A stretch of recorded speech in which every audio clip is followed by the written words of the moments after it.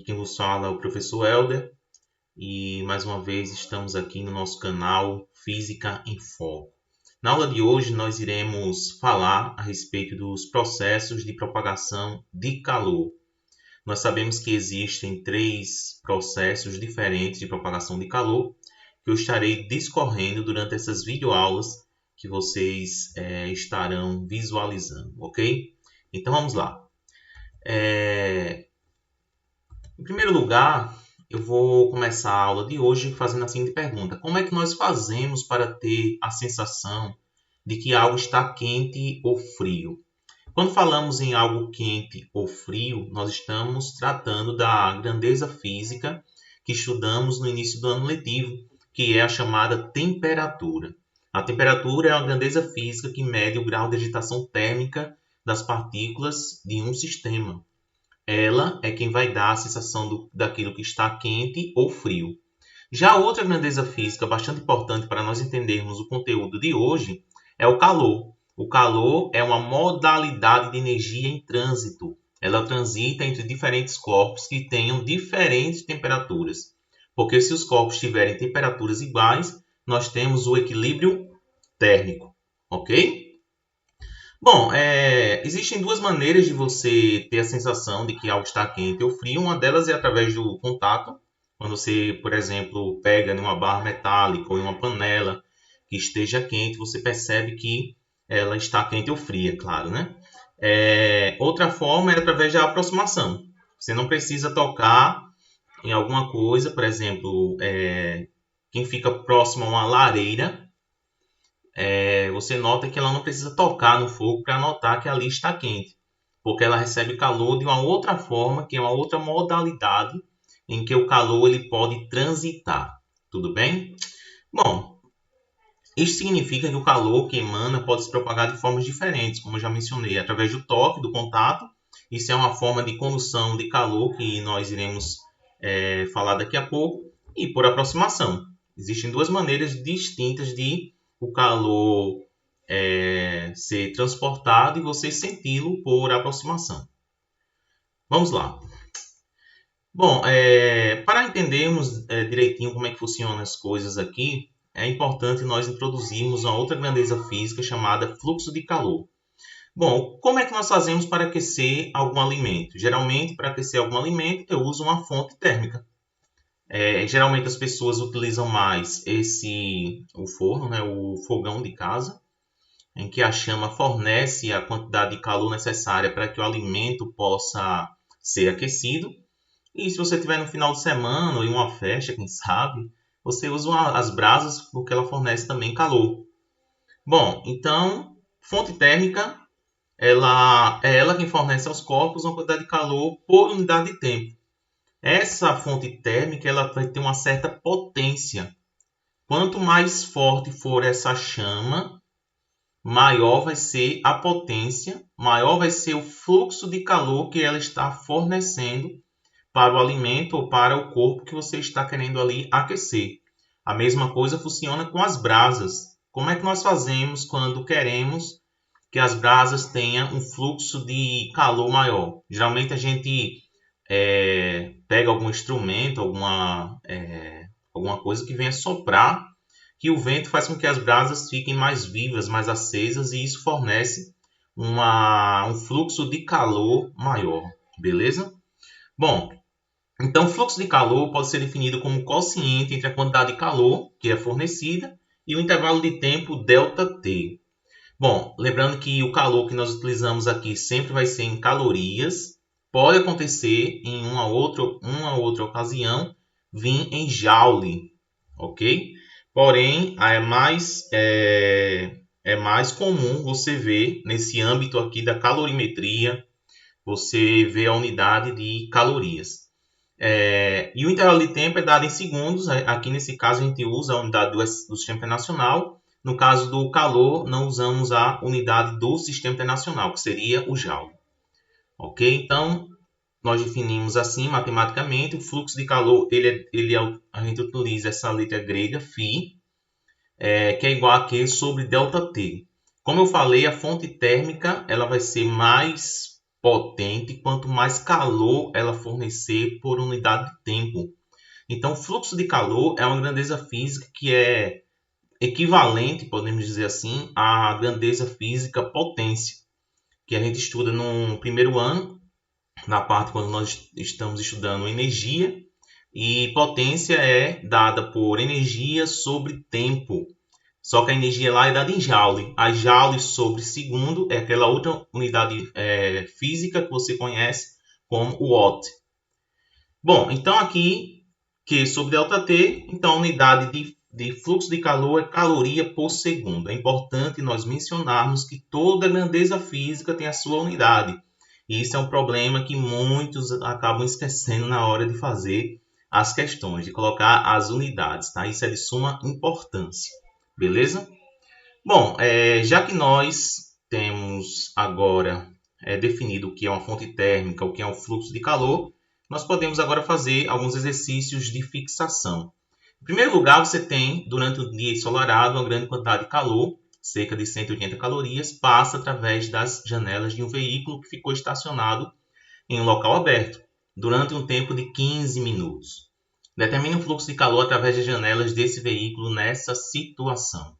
Não sei se vocês vão lembrar, mas no slide anterior eu falei que a quantidade de calor vai ser dada em calorias, porém o tempo nós temos que calcular em segundos, isso mesmo.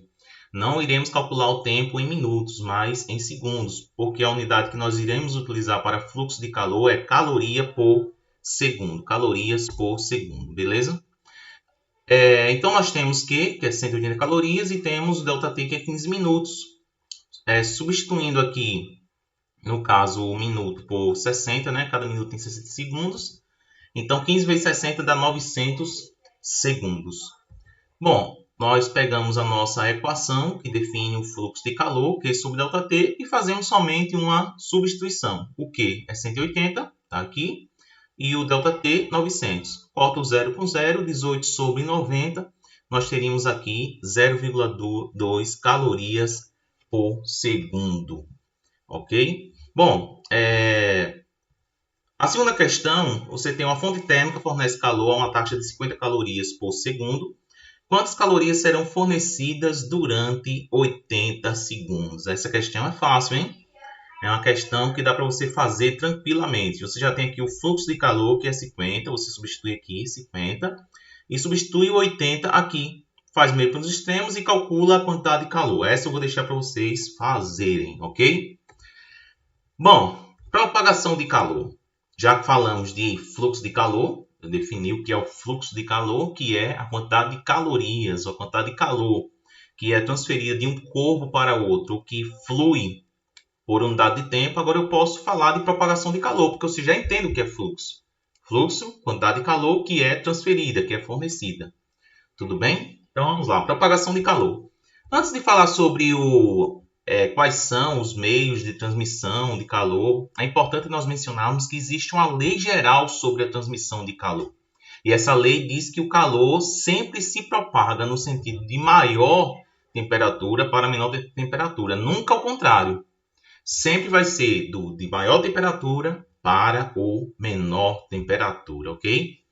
Por isso que quando você coloca um sorvete, um pote de sorvete, num ambiente ou em cima de uma mesa, ele vai derreter. Por quê? Porque o sorvete recebe calor do ambiente que está mais quente, de maneira que ele vai esquentando e não vai ficando muito legal, porque ele vai derreter.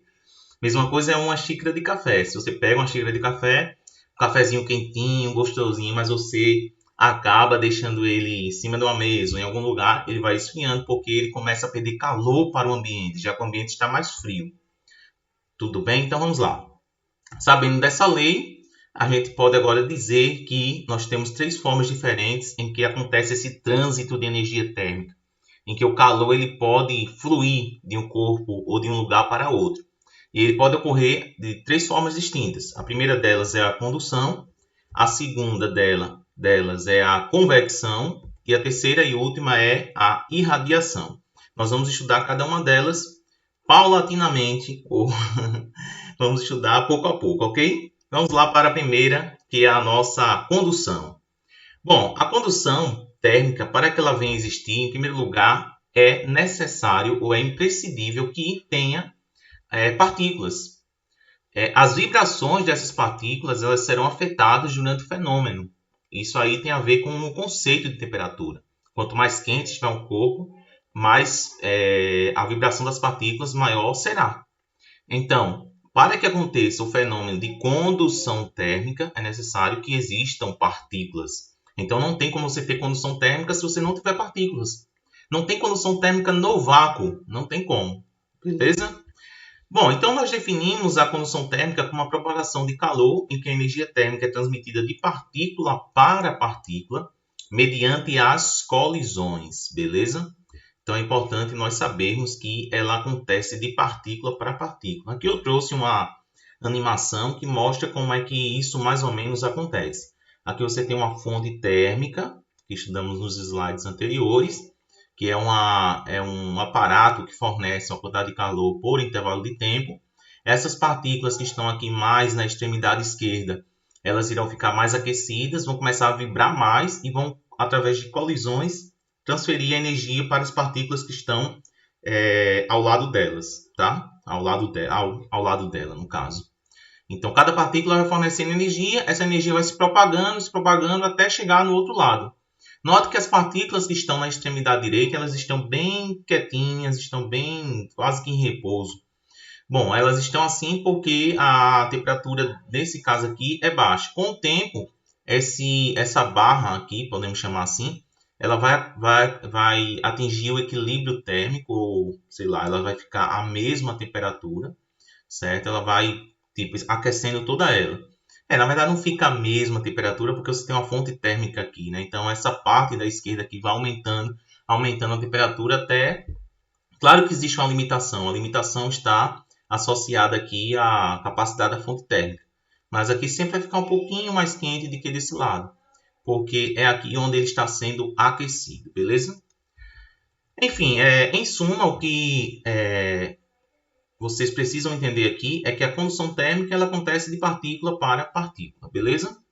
Bom, uma observação que eu deixo aqui para vocês de muita importância, a observação é essa que assim, ela cai em várias questões, né? Você pode notar, vocês vão notar isso, que existem questões que falam sobre isso, é que não há transporte de partícula, mas somente transmissão de energia térmica. Não significa uma partícula que está à esquerda quente, ela vai para a direita, por isso que a parte direita fica quente. Não, de forma nenhuma. As partículas simplesmente começam a colidir, mas a sua posição média continua a mesma. Tudo bem? Bom, para vocês entenderem melhor a condução térmica, eu trouxe aqui um modelo de visualização, que não difere muito do outro, mas são outras formas de você ver como acontece o sentido do fluxo de calor. As partículas que estão à esquerda têm uma maior agitação térmica, porque estão a uma temperatura maior, e as que estão à direita do vídeo, no caso, elas têm uma temperatura menor e têm uma menor agitação, mas a colisão com as partículas que estão ao lado dessa vai fazer com que essa energia seja transmitida. Aqui tem um outro modelo de visualização, parecido com o slide anterior, com aquela animação. Essas aqui estão mais agitadas, as que estão à direita estão menos agitadas. Aqui é um outro modelo de visualização. Aqui seria um modelo tridimensional, né? Você nota que aqui você tem uma figura em 3 dimensões. Mais uma vez o calor se propaga da esquerda para a direita, do lugar onde você tem alta temperatura para o lugar onde você tem baixa temperatura. Bom, e aqui também eu coloquei um exemplo do que acontece no dia a dia. Você deixa uma, sei lá o que é isso aqui, uma concha, podemos dizer assim, de feijão, ou alguma colher aqui, que seja de metal. Se você deixar muito tempo dentro da panela aquecida, o que acontece? Ela vai aquecendo até que todo o utensílio, todo objeto fique quente. Beleza? Bom, lei de Fourier.